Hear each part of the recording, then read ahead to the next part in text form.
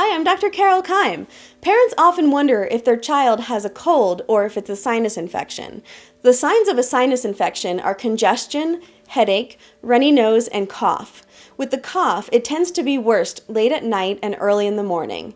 Sometimes there's vomiting in the morning due to swallowing mucus at night. So what can you do at home to open up the sinuses? Well, here are some things that can help. Number 1, keep the sinuses moisturized. You can use a saline nose spray or a humidifier or breathe in steam like a hot shower. Number 2, VICKS, eucalyptus oil, and peppermint oil are all things that open up your sinuses. You can apply them to the chest and the feet. Number 3, tea with honey, lemon, and ginger is a must, but remember, no honey for children less than a year. Number 4, spicy foods. Think wasabi and what that does to your sinuses. Any spicy foods will be good. And number 5, drink lots of water. If your child has signs of a sinus infection for 2 weeks or a fever over 102, those are reasons they might need antibiotics. If you live within 30 minutes of Boulder, I can come right to your home and treat your child right there.